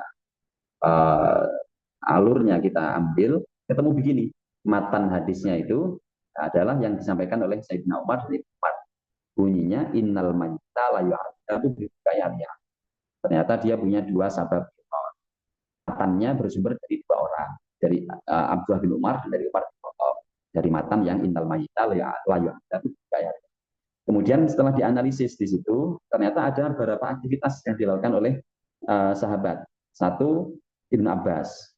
Ibnu Abbas melakukan mu'arodoh nakliyah min Aisyah. Melakukan perbandingan versi riwayat. Kepada siapa? Kepada Ibu Aisyah. Antar sahabat dipadukan. Riwayatnya Ibu Aisyah digunakan untuk menguji riwayatnya Ibnu Umar dan riwayatnya Umar. Nah, kemudian mu'arodoh akliyah min Ibnu Abbas. Lalu Sayyidina Ibnu Abbas menguji rasionalitas, ya, menguji rasionalitas dari riwayatnya Ibnu Umar. Dari apa? Menggunakan apa? Menggunakan hadis ini. Para sahabat juga salah paham ketika Rasulullah berdiri di hadapan mayit-mayit orang musyrik, lalu dikira Rasulullah itu bersabda begini, innahum yasma'una ma aqul. Saat ini mereka itu bisa mendengarkan omonganku, makanya aku ceramah di sini, ceramah mereka, padahal mereka sudah mati. Nah, padahal kata Ibn Abbas, nah, yang ada itu mereka hari ini itu baru tahu bahwa apa yang aku katakan itulah yang. Kemudian menggunakan ayat mauta. Kemudian beliau juga melakukan yang namanya perbandingan secara mantiki manhaji, ya, dibandingkan dengan ayat tadi wala taziru dari baca atau huwa adhaka wa abka, ayat yang dikutip oleh Ibnu Abbas. Nah, ini mungkin kita tidak kepikiran. Kalau yang umum kan wala taziru waziratun wizra ukhra. Nah, Ibnu Abbas menambahi kritikannya. Lah iya, yang buat nangis itu kan Allah.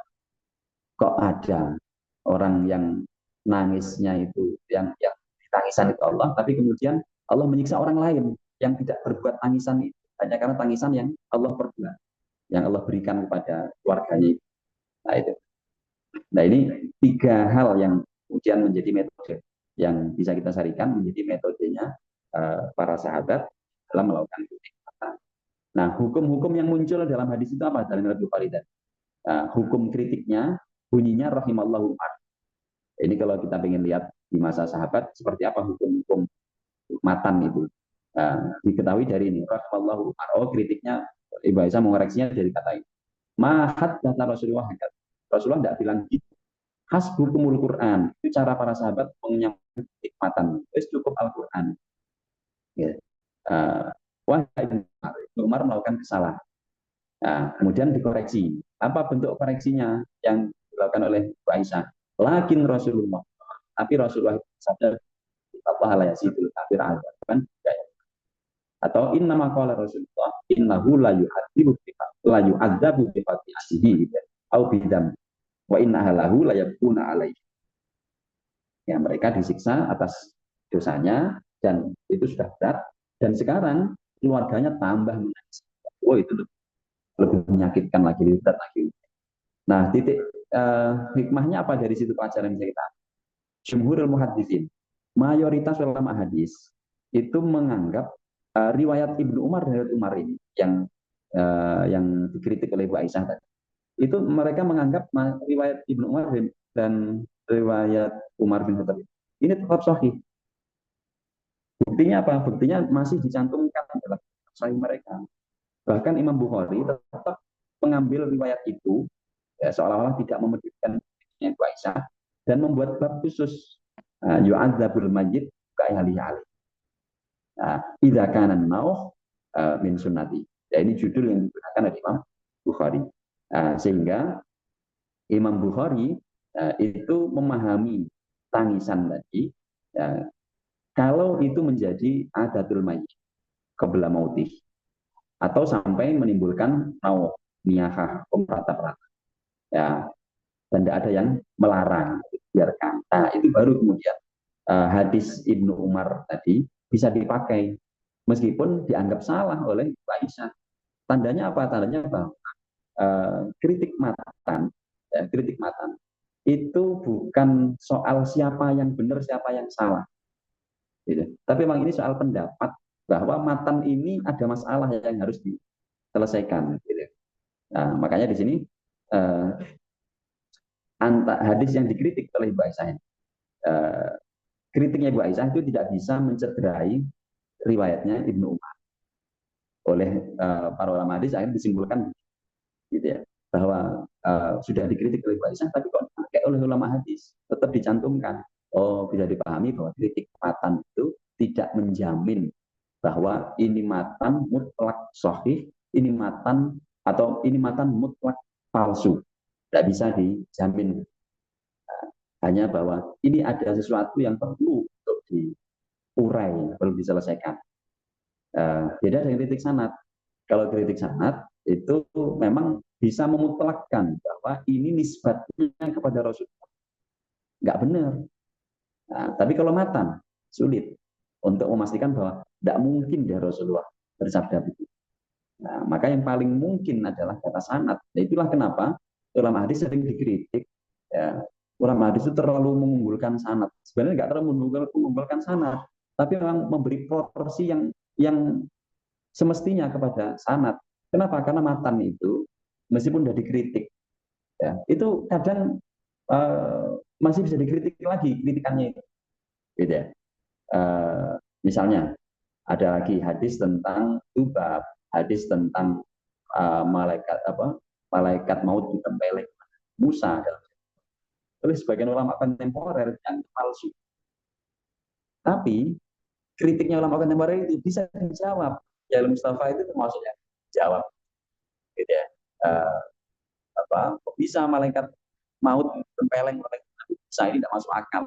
Loh, kan dijelaskan dalam redaksinya bahwa malaikat mautnya itu menjelma sebagai manusia. Jadi ketika dipukul, ditempeleng, ya berlaku hukum manusia.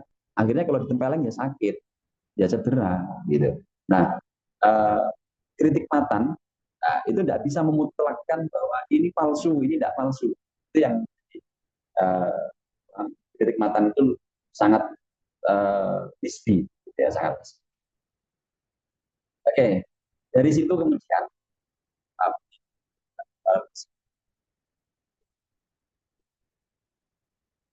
beneran suara saya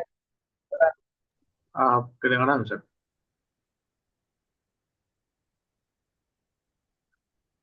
kesel. Agak putus-putus tapi sekarang. Halo, Iya sudah Ustaz. oke, tapi masih jelas ya. Masih Ustaz. Ya. Nah, maka di sini yang namanya kemudian dikembangkan dari kritik matan menurut sahabat itu dengan cara mengungkap ilat-ilatnya di mana. Ya, akhirnya dari situ menjadi satu topik khusus dalam ilmu hadis. Inilah yang menyebabkan ilmu kritik matan di masa-masa itu dianggap tidak berkembang. Kenapa? Karena yang berkembang istilah hadis. Ya, karena yang berkembang istilah hadis. Nah, kemudian ilmu istilah hadis sendiri ya, itu dimasukkan ke dalam ranah ilmu fiqhul hadis, ilmu fahmul hadis, bukan ke ranah ilmu kritik hadis. Nah, ilmu itu, nah itu kemudian yang dikembangkan di kritik matan itu tidak banyak diminati akhirnya, karena di samping rumit, terus ujung-ujungnya, oh masih ada penguatnya, oh masih ada. Akhirnya para ulama hadis itu cenderung kepada, cukup kritik sanad saja lah.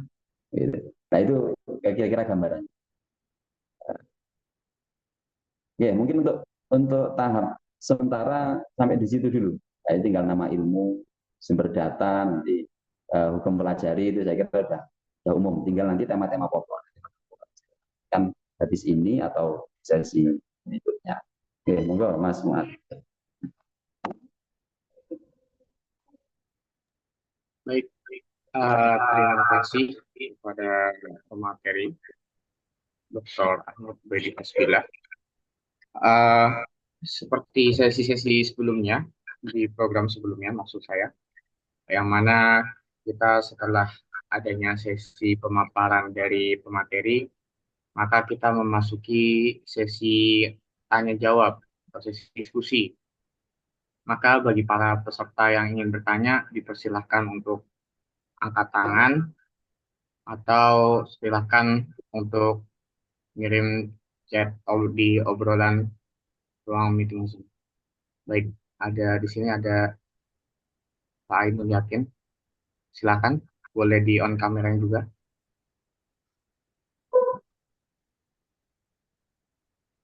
Silakan, Mas. Baik, bismillahirrahmanirrahim. Terima kasih Bang Muas atas waktu dan kesempatannya. Perkenalkan Ustadz, saya Ainul Yakin, murid antum di Darussun. Ustadz, gini Ustadz, jadi mau bertanya Ustadz, ini berkaitan dengan apa kritik matan. Dalam konteks penelitian hadis, sebenarnya kritik matan itu bisa berdiri sendiri nggak sih Ustadz? Misalnya dalam konteks ada saya nemukan misalnya ibarah dari Al-Khatib Al-Baghdadi. Beliau menyebut bahwa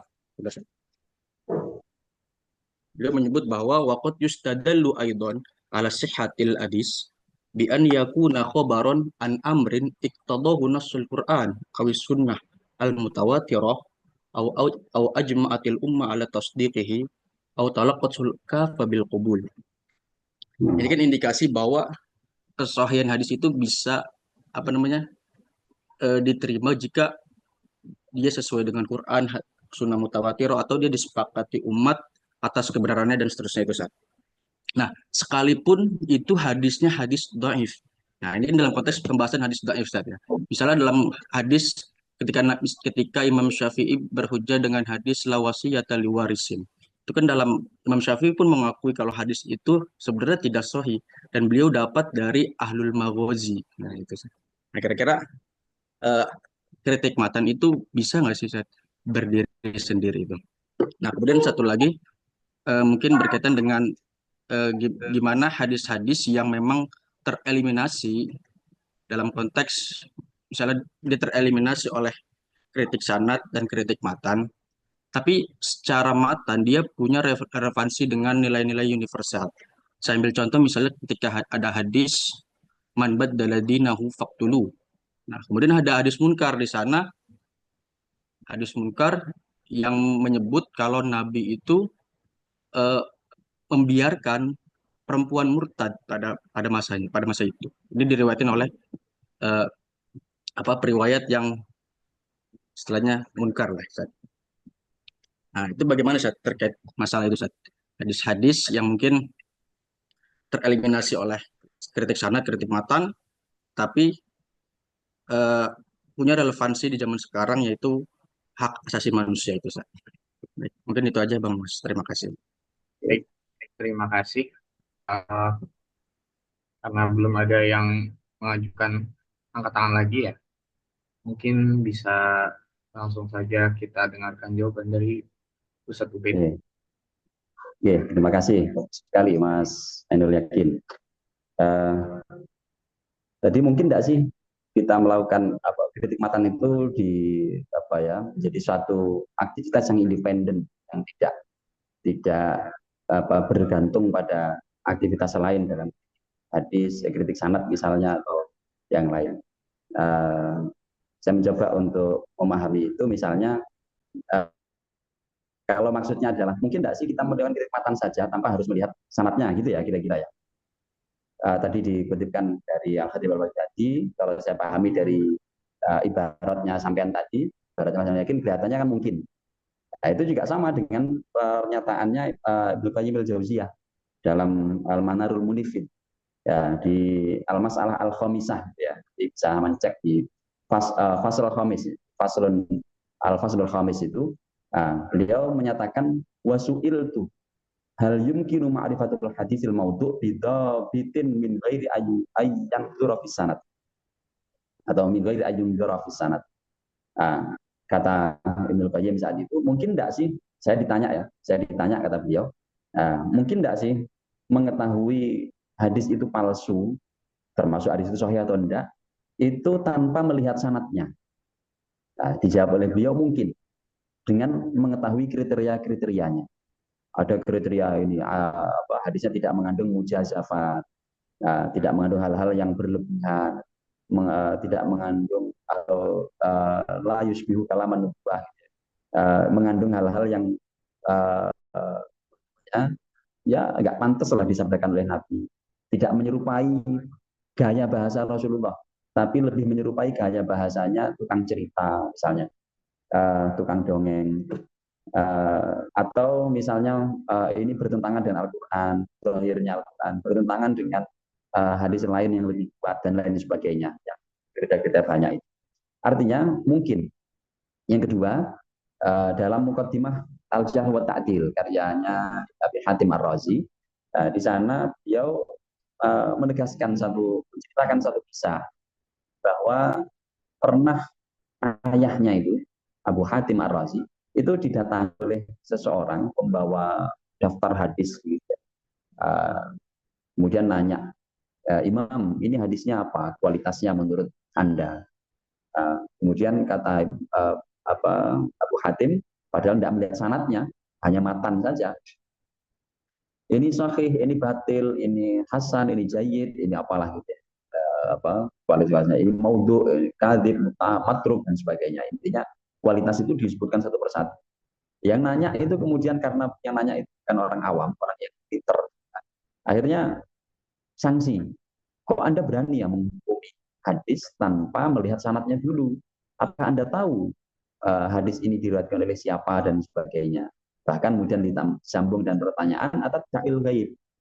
Apakah Anda ini ngaku-ngaku bisa tahu, bisa berinteraksi dengan hal-hal yang gaib, ya, sehingga Anda bisa tahu bahwa oh ini sahih, ini tidak sahih, pakai bantuan AI kalau sekarang gitu ya. Hal yang gaib itu kalau sekarang kan AI. Apakah Anda pakai bantuan AI gitu? Kok bisa secepat itu jawabnya, terus tanpa melihat sanadnya? Jawaban Abu Hatim saat itu, yes, kalau kamu tidak percaya, kamu cari orang lain yang membuatmu yakin lah. Tanya hadis ini. Ternyata datang ke Abu Zur'ah. Abu Zur'ah Razi, ketika ditanya jawabannya mirip atau sama. Ya, yang mungkin beda istilah saja. Ditanya hal yang sama lagi oleh yang nanya tadi. Atau dail ghaib, kok nggak ngelihat sanatnya dulu sih, kok langsung main hukum-hukum aja. Nah, jawab oleh siapa? Abu Zur'ah, kamu tahu enggak tukang emas itu? Tukang emas itu perlu enggak sih dia harus megang-megang emasnya, terus kemudian diteliti pakai alat yang itu, kemudian dianalisis dulu, baru kemudian disimpulkan bahwa emas ini asli, emas ini palsu, emas ini ada campurannya sekian karat ini. Enggak. Kalau tukang emas, kenapa kok enggak dikomplain kalau mereka langsung bilang ini asli, ini palsu? Ya karena mereka udah biasa. Sama dalam kritik matan hadis itu bisa dilakukan secara sangat pendek tanpa melibatkan keilmuan lain sama sekali. Kalau syaratnya orang itu sudah bisa punya dzauq terhadap hadis-hadis Nabi, punya cita rasa bahasa hadis Nabi, sehingga hanya orang-orang yang intensitasnya sangat-sangat tinggi terhadap hadis Nabi yang bisa membedakan ini bukan gaya bahasa Nabi, ini gaya bahasanya tukang cerita, ini gaya bahasanya tukang nasihat, ini gaya bahasanya tukang apa itu rawi yang punya intensitas sangat tinggi terhadap hadis Nabi sangat bisa membedakan tanpa melihat sanad, tanpa melihat aktivitas lain ya untuk si kesahihan. Nah kemudian mungkin enggak hadis-hadis yang matannya tadi yang kedua itu gimana? Sanadnya nggak sahih gitu ya? Ya mungkin kayak apa namanya, sanad dan matannya misalnya dhaif, sanad matan dhaif. Nah, tapi dia punya relevansi dengan nilai-nilai universal di zaman sekarang saat. Nah, itu bagaimana saat? Karena saya pernah itu meneliti tentang Hafiz bin Sulaiman, ya ulama qiraat, tapi dia juga meriwayatkan hadis. Ternyata dalam dunia hadis dia digelari sebagai matruk, Betul. sebagai matruk. Nah, itu salah satu hadisnya, dia punya hadis munkar tentang perempuan yang yang perempuan murtadah yang dibiarkan oleh Nabi itu. Oleh ulama hadis dikritik hadisnya sebagai hadis munkar, tapi satu sisi katanya ini bertentangan dengan hadis man baddala dinahu faqtuluh. Nah, ini kan sebenarnya secara nilai-nilai universal sebenarnya cocok lah dengan zaman sekarang. Nah, ini kira-kira bagaimana sih? Ya. Tadi kita di awal tadi ketika bicara mabadi asyarah, kita membahas topik atau mabda yang kedua, yaitu maudhu'ul ilm, objeknya ilmu. Nah, objeknya ilmu hadis itu sebagian terbesar adalah kepada nisbat pada Rasulullah, menisbatkan suatu qaul, suatu fi'il, suatu hal kepada Rasul, ya, yang dibatasi 5: menisbatkan qaul, menisbatkan fi'il, menisbatkan qaror, menisbatkan sifat, dan menisbatkan ham kepada Rasulullah. Tidak menisbatkan benda. Kalau menisbatkan benda kepada Rasulullah itu maudhu'nya atau objeknya, wilayahnya kajian sejarah, arkeologi. Maka kalau ada orang bilang ini rambutnya Rasul, itu tidak kajian hadis. Ulama hadis tidak mau mengkaji itu. Nah, tapi kalau sifat rambutnya Rasul, panjang rambutnya Rasul, pendeknya rambutnya Rasul, itu wilayah hadis karena menyangkut sifat. Nah, hubungannya dengan ini apa? Hubungannya dengan ini tadi sama. Ulama hadis itu tugasnya pertama memastikan kesahihannya, nisbatnya kepada Rasulullah. Benar nggak ini nisbatnya Rasul? Maka ketika disampaikan ini hadisnya palsu, ini hadisnya matruk, ini hadisnya dhaif, nggak boleh dinisbatkan kepada Rasul. Konsekuensinya apa? Konsekuensinya hadis ini tidak bisa menjadi hujjah. Tapi kenyataannya, kenapa hadis-hadis yang dinyatakan matruk, maudhu, dhaif oleh para ulama hadis, kok ditemukan dalam kitab-kitab fikih atau dalam kitab-kitab usul fikih? Nah, objeknya beda. Ulama usul fikih itu tidak mengkaji nisbatnya kepada Rasul, ya. Tapi ulama fikih mengkaji sisi dalalahnya, ya, mengkaji sisi dalalahnya, sisi istidlalnya, ya, dari segi itu. Dan kenapa ulama usul fikih dan ulama fikih kok mau atau berani memasukkan hadis-hadis yang dinyatakan dhaif nisbatnya kepada Rasul? Ya, satu, karena mereka punya patokan dalil lain. punya patokan dalil lain. Ada payung hukumnya.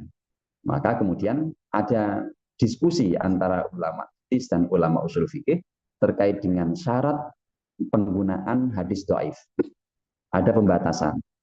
Hadis dhaif digunakan boleh dengan syarat salah satunya dari 3 atau beberapa syarat itu, yang 3 dia menentukan tambahan, ya, bahwa syaratnya adalah salah satunya apa? Harus memiliki usul yang sahih atau nilai-nilai universal bahasa sampai, ya, tahta usulin ammah di syariah Islamiyah. Jadi dia memiliki akar yang kuat dalam tradisi Islam, dalam ajaran Islam, syariat Islam. Nah, itu bisa digunakan meskipun bukan untuk hujjah, tapi untuk penguat saja, sebatas untuk penguat. Nah, hujjahnya pakai apa? Nah, hujjahnya nanti bisa aja pakai dalil lain, entah dalil ijma, entah dalilnya itu dalil maslahah, entah dalilnya itu saddu dzari'ah, entah dalilnya itu kias, entah dalil-dalil yang lain. Lalu kemudian hadis ini muncul setelah memproduksi hukum menggunakan dalil-dalil tadi. Jadi digunakan sebagai iktibar kalau bahasa ulama hadis kira-kira begitu. Tapi kalau bahasa usul saya kira ya sebagai apa ya, bukan sebagai hujjah tapi sebagai ya iktibar juga ya, sebagai penguat saja. Nah, itulah konteks yang disampaikan Imam Ahmad, ya, apa namanya, bahwa hadis dhaif itu ahabbu ilayya min ra'yir rijal. Hadis dhaif itu ketika tidak ada atau dalam rangka mengisi kekosongan hukum, kekosongan sumber hukum, ya, dari hadis, maka hadis dhaif itu bagi Ahmad ini masih layak untuk dipakai ketika tidak bertentangan dengan nilai-nilai universal, tidak bertentangan dengan dalil-dalil syariat yang lainnya. Jadi pertama karena ada perbedaan objek, ulama hadis tetap menilai itu palsu, tetap menilai itu dhaif, tetap menilai itu matruk. Dalam konteks apa? Jangan dinisbatkan ke Rasul.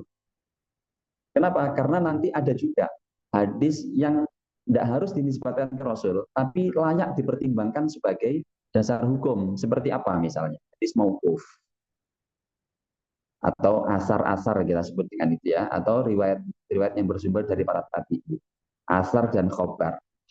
Itu secara syariat dia tidak menjadi sumber pokok, tidak menjadi masdar syariat yang utama, tetapi dia layak menjadi pertimbangan hukum ijtihadnya para sahabat. Ya, ketika apa? Ketika memang terjadi kekosongan sumber hukum, maka ijtihadnya para sahabat bisa dipakai. Maka ada misalnya qaul sahabi. Bagaimana hukumnya sholat sunnah berjamaah? Misalnya gitu ya, sholat sunnah berjamaah secara rutin. Misalnya. Nah, itu seringkali kalau dicari di Rasulullah, di dalam hadis tidak ada. Tapi ketemu di ijtihadnya Sayyidina Umar, yaitu sholat tarawih itu misal. Nah, akhirnya ijtihadnya Sayyidina Umar kita akui sebagai salah satu bentuk, oke lah, ini bagian dari sumber hukum. Ya meskipun bukan yang utama, bukan yang pokok. Qaulus sahabat. Nah, akhirnya muncul nanti riwayat pembanding. Oh, Rasulullah pernah sholat malam, meskipun tidak berniat jamaah, tapi kemudian Ibnu Abbas nyusul di belakang. Oh, Ubay bin Ka'ab pernah, ternyata sholat malam sangat lama sekali bersama Rasul. Nah, akhirnya muncul riwayat-riwayatnya sebagai pembanding atau hukum. Di ranahnya beda, konteksnya konteks ranahnya. Kira-kira begitu bukan ya yang dimaksud? Nah, bagaimana Ustaz Ainul Yakin? Apakah Ya, sudah puas? sesuai. Cocok, Ustaz. Baik, terima kasih. Oke, karena sudah dijawab, mungkin kita lanjut ke penanya berikutnya. Di sini ada Ustaz Muhammad Zahid. Silakan. Baik, Ustaz, jazakallah. Assalamualaikum warahmatullahi wabarakatuh. Waalaikumsalam warahmatullahi wabarakatuh. Jazakumullah atas materi yang luar biasa. Di sini saya ingin bertanya terkait dengan kritikus hadis itu, Ustaz.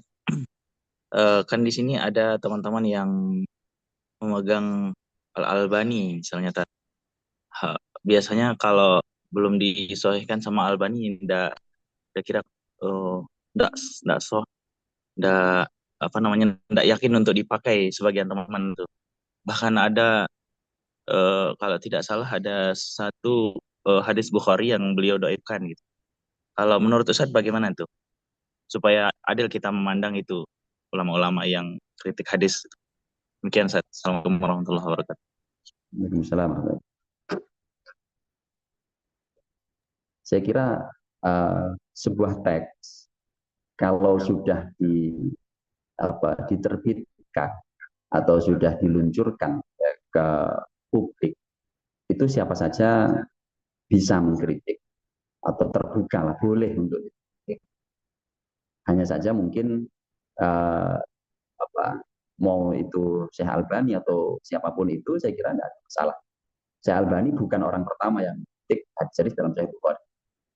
Ya, Syekh Muhammad Al-Ghazali di mungkin satu masa ya itu juga melakukan kritik ya, dan banyak. Betapapun kemudian itu juga mendapatkan kecaman keras ya, cuman tidak sekeras Syekh Albani. Kemudian sebelum itu misalnya Imam Ad-Daraqutni itu juga mencoba mengungkap beberapa ilat-ilat yang ada dalam Sahih Bukhari. Artinya beliau bukan yang pertama, Syekh Albani bukan orang pertama. Cuman kenapa kok responnya kecamannya paling keras terhadap Syekh Albani? Nah, ini karena memang terkait dengan cara kritiknya, cara menyampaikan kritik. Ketika cara penyampaian kritiknya itu baik, halus, insya Allah akan diterima oleh siapapun. Tapi ketika penyampaian kritiknya itu menggunakan kata yang kadang nggak bisa diterima oleh orang, nah di situ pasti dikecam. Misalnya, masa iya? Nah, itu kan kata masa iya. Apalagi ditambahi bahwa Sahih Bukhari itu tidak sahih atau ada itu, coba menggunakan redaksi yang lain bahwa di situ ada kesalahan atau kemuskilan, di situ ada hal yang perlu dikoreksi setelah dibandingkan dengan riwayat yang lain, itu pasti akan lebih bisa diterima oleh orang. Nah, maka ini terkait dengan teknik mengkritik, saya kira. Ya, bahwa kemudian Syekh Albani itu dinilai ada tanaqudot, ada kontradiksi, inkonsistensi dalam penilaiannya, itu pun juga hal yang wajar sebagai hasil ijtihad gitu ya. Sama kayak misalnya Ahmad ketika menilai beberapa rawi atau beberapa hadis, kadang di satu sisi beliau mendaifkan, tapi nanti berikutnya kembali mensahihkan atau mensikohkan atau intinya mengoreksi hasil ijtihad. Ya, itu juga menimbulkan kritik lagi. Ya, ketika seperti itu. Nah, jadi saat satu terkait dengan boleh enggak sih? Kenapa tidak? Gitu ya. Yang penting adalah bagaimana hujahnya dan bagaimana menyampaikannya. Imam Ibnu Hajar Al-Asqalani tadi saya sampaikan. Nanti kalau ada kesempatan coba kita buka dari Syamilah saja. Ibnu Hajar itu di Fathul Bari itu sering melakukan kritik matan dan kritik sanad juga terhadap Sahih Bukhari. Yang kalau itu disimpulkan, ya, itu boleh jadi sanad yang ini ada masalah. Cuman beliau tidak sampaikan itu secara sorry dengan bahasa yang halus, karena tadi makanya definisi kritik itu apa sih? Nah, tadi di awal tadi kan definisi kritik itu kan. Nah, di sini hanya tamyiz, membedakan aspek ini yang sahih, aspek ini yang tidak sahih. Ya, potongan yang bagian ini tambahan. Itu kan kritik sebenarnya. Namanya tambahan berarti tidak sahih dari Rasul. Kan itu ya. Nah, ini bukan dari Rasul. Ini adalah tambahan, ini adalah kesalahan rawi. Itu kan kritik sebenarnya. Dan itu tidak masalah. Meskipun ada dalam Sahih Bukhari, Sahih Muslim. Nah, secara ilmiah begitu. Cuman ketika disampaikan, hadis ini hati-hatilah, waspadalah bahwa hadis ini meskipun dalam Sahih Bukhari itu dhaif, itu menyalahi ijma, menyalahi ittifaq lah minimal kalau tidak ijma. Nah, ketika menyalahi ittifaq, di mana-mana orang menyalahi ittifaq, menyalahi kesepakatan itu pasti dianggap enggak. Nah, ketika bahasanya seperti itu, pasti dikecam. Ya, kalau saya pribadi, ya monggo gitu ya, saya Albani, kita respect terhadap karya beliau, karena memang diakui atau tidak, pengaruh atau penerimaannya juga sangat besar, pengaruhnya juga sangat besar, dan kenyataannya dari pihak yang tidak sepakat dengan beliau, itu memang belum ada yang melakukan aktivitas seagresif itu. Misalnya dari muhakik yang baru-baru yang belakangan itu tidak seagresif beliau, sehingga tidak bisa mewarnai dunia dunia perdebatan hadis, baik di dunia maya atau di internet itu paling banyak dikutip memang beliau. Maka yang jangan salahkan nanti 50 tahun dia imam fit tasfih fil naqd itu adalah beliau. Kalau dasarnya data dari big data yang ada di dunia internet. Nah, kenapa? Karena ada yang mengimbangi. Nah, maka harus muncul sekarang ini, harus pede kita. Jangan sampai kita itu sekarang ini kan banyak menggugat, oh teman-teman kita itu di sana menggunakan penilaiannya Albani, tapi kita tidak memproduksi itu, tidak memproduksi itu. Akhirnya siapa rujukan di kita itu yang bisa dipakai untuk, nah itu yang perlu untuk kita munculkan, kita viralkan. Gitu. Ya, saya lebih mengambil dari sisi itu ya. Jazakallah. Oke, alhamdulillah.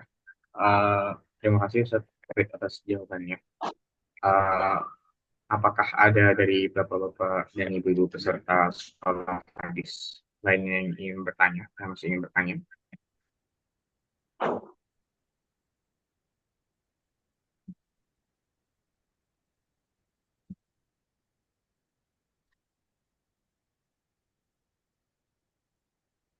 Oke, mungkin jika tidak ada lagi yang ingin bertanya, sesi kali ini bisa kita cukupkan pada saat ini. Oh ya, sama tadi ada ini, Ustaz, ada permintaan. Kalau boleh teman-teman peserta ingin minta PPT-nya, Ustaz. Oke. Nah, Ya, cuman ini tidak rapi ya, karena pokok bikinnya tidak sempat ngerapiin. ini ada apa, Ustaz? Terima kasih sebelumnya, Ustaz. Karena sudah tidak ada pertanyaan, mungkin sesi pertama di program Ulia ini kita cukupkan sampai sini dulu. Sebelum kita akhiri, boleh mungkin untuk seluruh peserta on cam ya, akan kita adakan sesi foto bersama.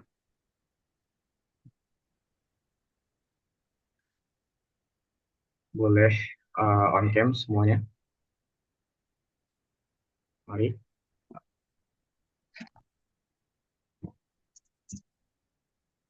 Ya, saya hitung 1, 2, 3.